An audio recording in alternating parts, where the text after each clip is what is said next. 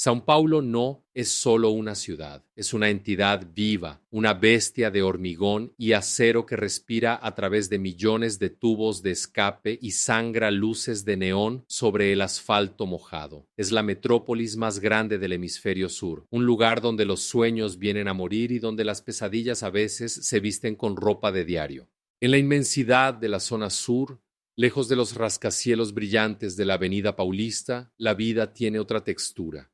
Es más áspera, más cruda. Aquí las casas se apilan unas contra otras como si buscaran calor o protección contra una oscuridad que no es solo la falta de luz eléctrica. Es una oscuridad social, una presión atmosférica que aplasta los hombros de quienes luchan por sobrevivir al día a día. Era jueves. El calendario marcaba el día 25, una fecha que para la mayoría del mundo no significaría nada. Un día más en la rotación de la Tierra.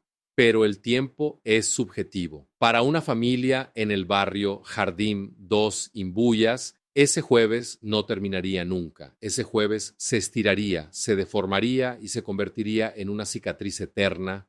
La lluvia caía esa noche. No era una llovizna tímida, sino esa lluvia pesada, tropical y sucia que parece querer limpiar los pecados de la calle, pero que solo consigue arrastrar la basura hacia las alcantarillas. El sonido del agua golpeando los tejados de chapa y las ventanas de aluminio creaba una cacofonía constante, un ruido blanco que aísla a las personas dentro de sus casas. Ese aislamiento es peligroso. Cuando cierras la puerta y el mundo exterior desaparece bajo el diluvio, te quedas a solas con lo que hay dentro. Y a veces, el monstruo no está afuera, acechando en un callejón oscuro bajo la luz parpadeante de una farola rota. A veces, el monstruo está sentado en el sofá, con los pies colgando porque no llegan al suelo, viendo dibujos animados. Esta es una historia sobre la ruptura del tabú más antiguo de la humanidad. Es una historia que desafía nuestra biología, nuestra lógica y nuestra fe. Porque, ¿cómo procesa el cerebro humano la idea de que la mano que te quita la vida es la misma mano pequeña que tú sostuviste cuando diste tus primeros pasos? Bienvenidos a Brasil en la Mira. Hoy caminamos hacia el abismo de la inocencia perdida. Para entender el final, tenemos que rebobinar la cinta. Tenemos que mirar las grietas en la pared antes de que el edificio se derrumbe. La víctima tenía 36 años, una mujer joven con toda una vida por delante, una madre. Ser madre en la periferia de una megalópolis brasileña es un acto de heroísmo silencioso. Es equilibrar el presupuesto, el cansancio, el trabajo y la educación en un entorno que a menudo es hostil. Ella no sabía que estaba durmiendo con su verdugo.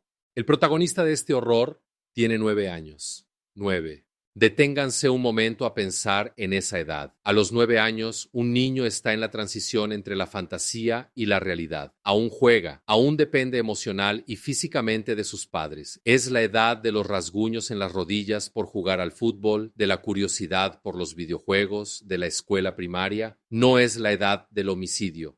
Sin embargo, el boletín de ocurrencia, ese documento frío y burocrático que reduce la tragedia humana a líneas mecanografiadas, nos da una pista inquietante. 2 palabras que resuenan como una sentencia: comportamiento agresivo.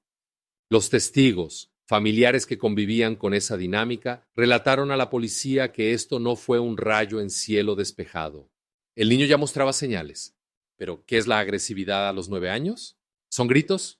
¿Es romper objetos? ¿Es golpear a otros niños en la escuela?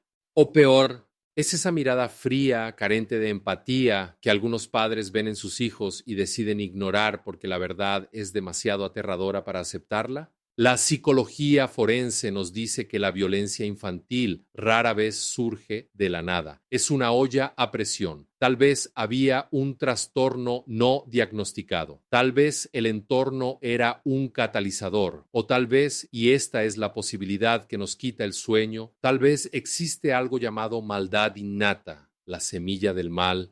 Imaginen la rutina de esa casa. Las pequeñas batallas diarias, la madre intentando imponer límites, intentando educar, intentando moldear a un ser humano decente, y al otro lado una resistencia que no era normal, una resistencia que no era solo desobediencia, sino hostilidad.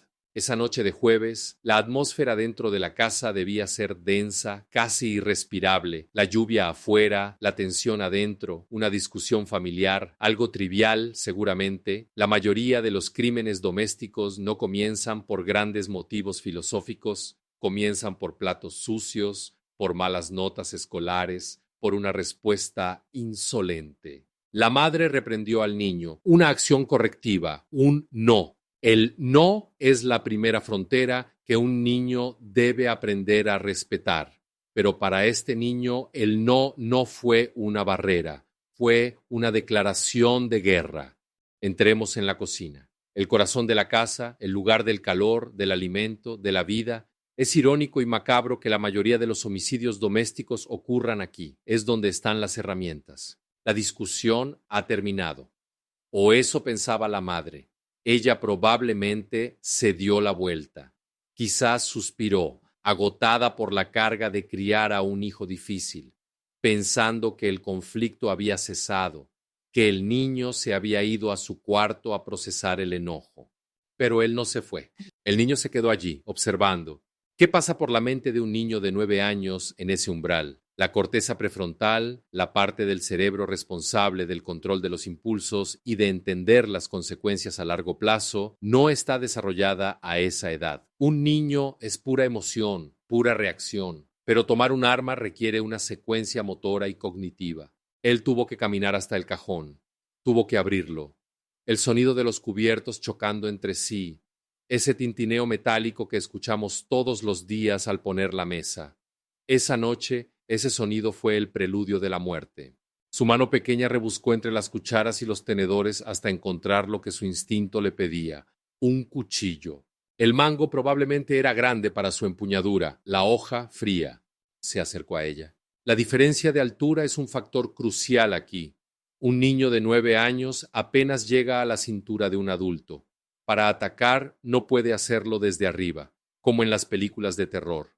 El ataque tiene que ser frontal y bajo. El informe policial es escalofriantemente específico. Un único golpe. No fue un ataque frenético, no fue una lluvia de puñaladas ciegas fruto de una rabieta incontrolable. Fue un solo movimiento, preciso, letal. La hoja entró en el abdomen. El cuerpo humano es frágil. A pesar de toda nuestra tecnología, de toda nuestra evolución, una pieza de metal afilado de 10 centímetros en el lugar equivocado es suficiente para apagar la luz. El abdomen es una zona crítica, arterias vitales, órganos blandos. El silencio. Después del grito, después del golpe, siempre viene el silencio. La madre debió mirar hacia abajo. La incredulidad supera al dolor en los primeros segundos. Ver la sangre manchar la ropa y luego levantar la vista y ver a su hijo, su niño, con el arma en la mano. No hay palabras en ningún idioma humano capaces de describir la soledad de esa madre en ese instante. Ser asesinada es terrible. Ser asesinada por quien tú diste a luz es una traición cósmica. Ella cayó. La vida comenzó a escaparse por la herida, mezclándose con el suelo frío de la cocina. El caos irrumpió en la escena. Alguien llamó a emergencias. Tal vez fue un vecino que escuchó algo. Tal vez fue otro familiar en la casa gritando de horror. Las sirenas cortaron la noche lluviosa de la zona sur. La ambulancia llegó al jardín 2 imbuyas. Los paramédicos están acostumbrados a ver lo peor de la humanidad. Accidentes de tráfico, tiroteos, sobredosis. Pero nada te prepara para entrar en una casa de familia y encontrar esta escena. La víctima fue cargada, código rojo. La llevaron primero al Pronto Socorro Balneario San José. Los médicos lucharon, manos enguantadas en látex, tratando de contener la hemorragia, tratando de bombear vida a un cuerpo que se vaciaba. La trasladaron después al Hospital de Parelheiros, buscando recursos más avanzados. Una carrera frenética bajo la lluvia, con el monitor cardíaco marcando un ritmo cada vez más débil. Pero la muerte ya había reclamado su premio en esa cocina. La mujer de 36 años falleció. Mientras tanto, en la casa quedaba la policía. Imaginen a los oficiales del distrito 101, hombres y mujeres duros que patrullan una de las ciudades más violentas del mundo. Ellos han visto narcotraficantes, asesinos en serie, ladrones armados. Pero esa noche tenían que detener al sospechoso, y el sospechoso les llegaba a la cintura. No hubo persecución, no hubo tiroteo. Probablemente el niño estaba allí en estado de shock o tal vez con una calma disociativa sin entender la magnitud de lo que había hecho. ¿Cómo le pones las esposas a unas muñecas tan finas? ¿Cómo le lees sus derechos a alguien que todavía no entiende qué son los derechos civiles? Lo llevaron a la comisaría, pero no a una celda. Aquí entramos en el terreno más pantanoso de esta historia, la ley. En Brasil, como en muchos países, existe una línea invisible trazada en la arena por los legisladores. Esa línea es la edad de imputabilidad penal. El caso fue registrado en el 101 DP como acto infraccional análogo al crimen de homicidio. El lenguaje jurídico es un escudo para no llamar a las cosas por su nombre. Fue un asesinato. Pero para la ley no fue un crimen, fue un acto infraccional. El Estatuto del Niño y del Adolescente, ECA, es una de las legislaciones más protectoras del mundo. Está diseñado para proteger a la infancia, para dar segundas oportunidades. Pero ¿qué pasa cuando la infancia comete actos de adultos? El artículo 101 es claro. Si tienes 17 años y matas, vas a una fundación de internamiento, Fundação Casa. Si tienes 12 años, puedes recibir medidas socioeducativas. Pero si tienes 9 años, eres un fantasma para el sistema penal. El niño es considerado inimputable, no puede ser juzgado, no puede ser condenado, ni siquiera puede ser retenido contra su voluntad en una institución correccional. El Estado mira al niño y dice, eres demasiado joven para ser malvado.